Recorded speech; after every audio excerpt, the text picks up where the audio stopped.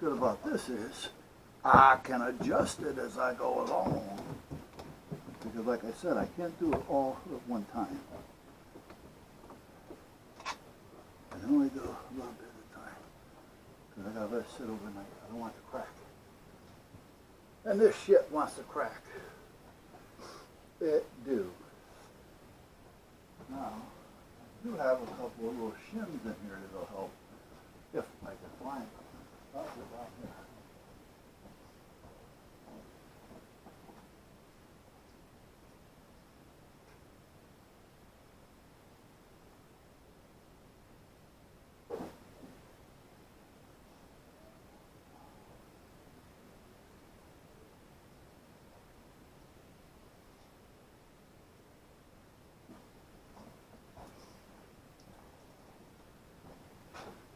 Now I want to put a little extra on this side because I don't want that side to go out much more than what it is. So I want to kind of there.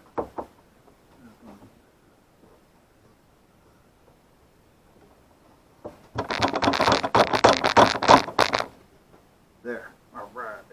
Now we're just going to let that sit for a couple of days. Good. And then I can do it a little bit more, well, tomorrow. I can do it a little bit more tomorrow, and it should be okay. And hopefully this Bondo will be hard enough so I can do something with it.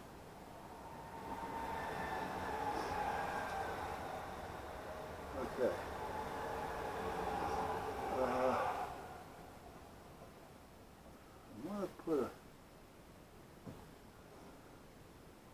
I want to put a couple of self-tapping screws in here. Now, you know what? The rivets that are there should be okay. Yeah, because it comes up under here anyway. Yeah, all right, we're fine. All right, now the other piece is the speakers. See, this isn't over yet.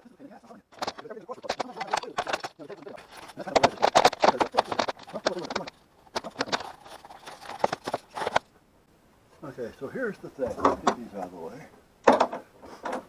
Down underneath here, yeah, down underneath there, and here, that gets attached to that, which is the box we just put in. And there's a couple of holes around here someplace, because here we have a speaker box that goes underneath. Yeah.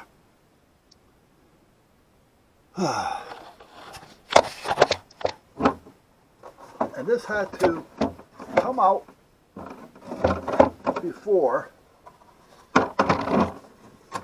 the box came out, which means it has to go in after the box.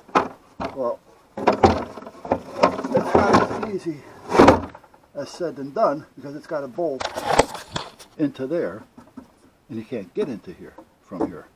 Aha. Yeah. And then this has to get bolted down. And if I remember right, there were no holes for it. Let me see if I can get this back out of here. It's a pain in the ass. The thing is, you know, the design is close, but it shouldn't have been made the way that it is. That's all there is to it. Okay, so there's those two holes. Now, we're not done yet. There's another piece right here that's got to go on this thing before it goes in there. Yep. Okay, and this goes in from the bottom. So I'm not, well, from the other side at this point. So the speaker goes in from the bottom. But you have to screw it in and wire it in from the other side.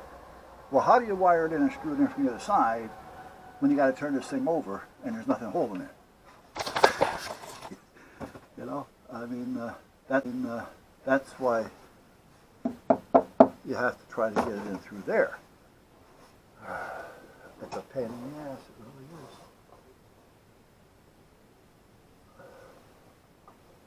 really is. This one of the screws, okay, and these wires, I can't put this on until I get it back up right. And that's all there is to it. I have to get it up right. Have to get it back up on its side.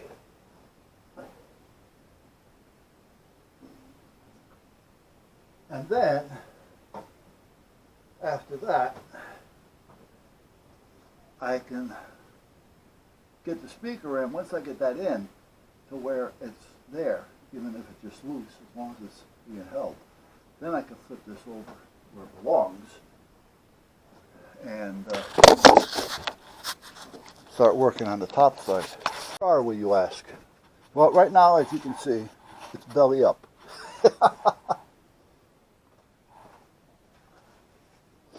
Had it on its side, but luckily Ray came over because it's not real heavy, but it's bulky. And it doesn't fit in there to where it's like putting on a pair of shoes. You follow me? It just doesn't fit. You got to wiggle, finagle. You know, it's a pain in the ass basically to get this in. So anyway, Ray came over today. All this was assembled. He tightened them all down because I didn't have everything tight. I just had it there. So he tightened them down, and I started getting the other side of this ready. And then we had a fight with it to get it in there naturally. Now, the other thing was there was 2 cracks on this thing that needed to be repaired. One of them was a lot bigger than I thought it was, but I'm working on it. What I did was, to get started, I used some of this tape, baking soda, and CA glue. And that gave me enough to seal up the crack so that the crack isn't going to get any worse. Then at that point I was able to finagle a tube.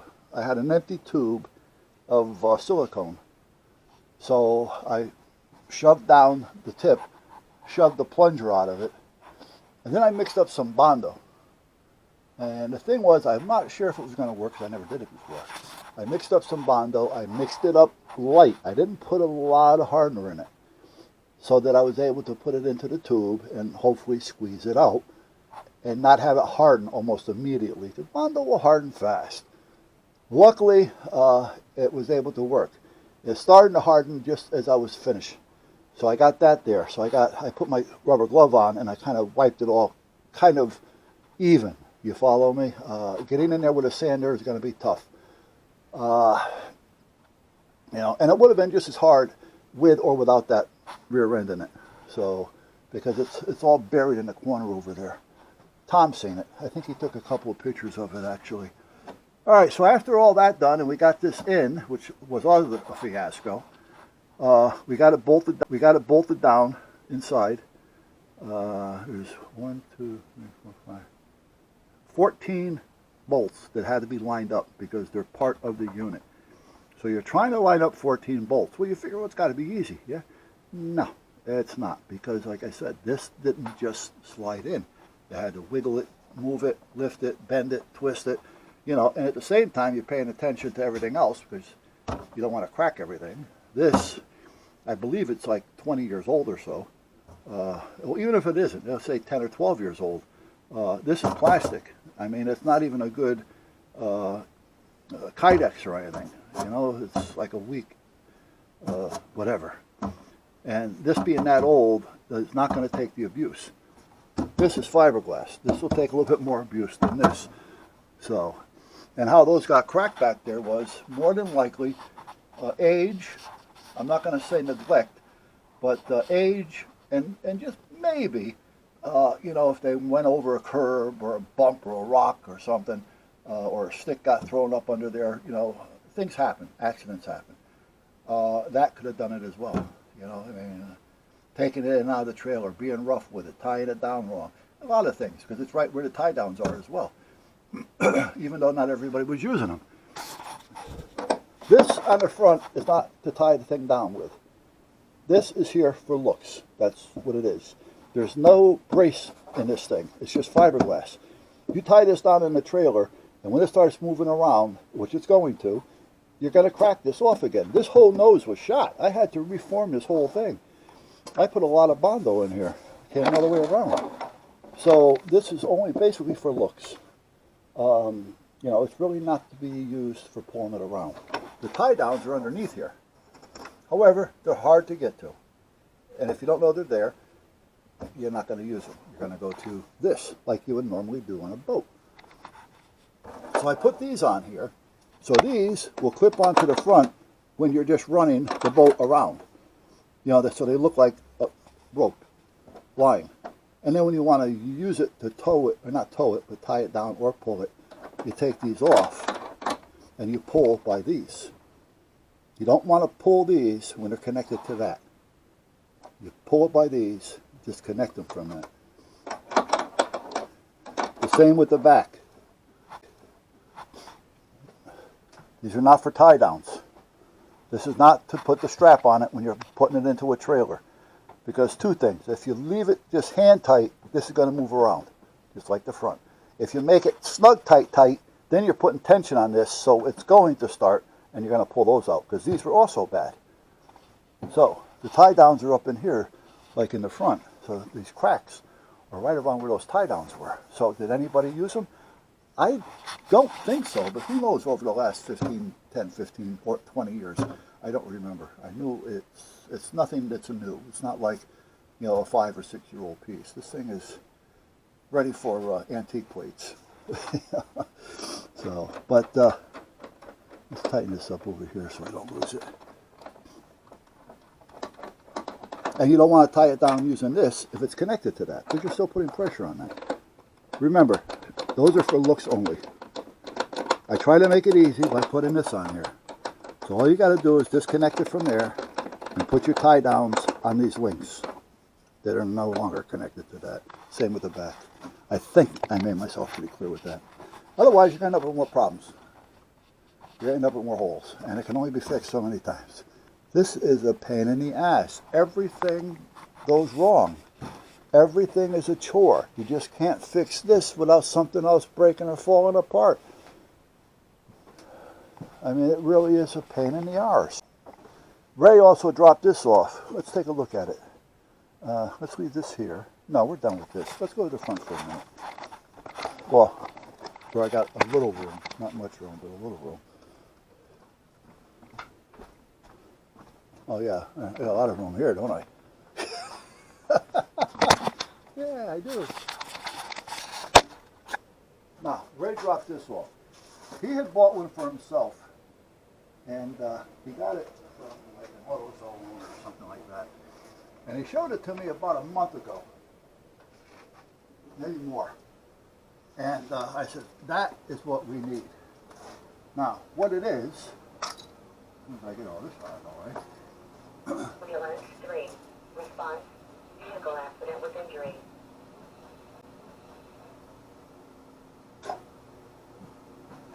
Hold on, I want to turn that fan off. There. Okay. I bought one, something like it, that I wanted to try. And I figure if it didn't work, well then I would use it for myself. Well, when it came in, it works. But it's cheaply made. This, more than likely, is going to fall apart over time. The antenna is going to get broke off. That's a given. You don't have to pull it out all the way if you're close, but you're going to have to pull it out. It's a 6-channel. They have 2 remotes. These remotes are okay, but I don't think it'll take the abuse. Now, if this is the one like Ray has, this is a 6-channel. Now, that cost me $27. I don't know what Ray paid for this one. $55 with shipping. And he told me they were $50. And I said, you know what? The quality of it is worth $50 because it's more of a commercial grade. So he dropped it off today when he was helping me over here. And it's a 4-channel. They do make an 8. Now, if I can find the 8, because the 8 is the same price, if I understand correctly.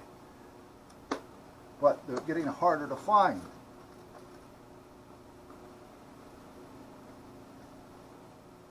Come on.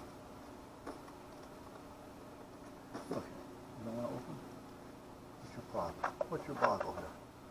Where's my pudding there? Here.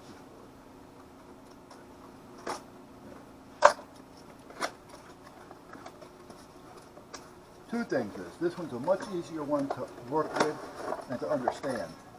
Two is, it's a little bit more commercialized. That's got a spring in it where the batteries go. This is a lot more commercial. This will put up with more abuse than the one that I have. This one, as far as hooking it up, you just put the outputs on. The inputs are all connected. That one, you got to hook up to the power, and then you have to hook up a power to each one of these as well as an output to each one of these. You don't have to do that with this one. So this is easier to hook up. It's fused. It's a commercial, more of a commercial grade. So when he's seen this one, he grabbed it because they're getting harder and harder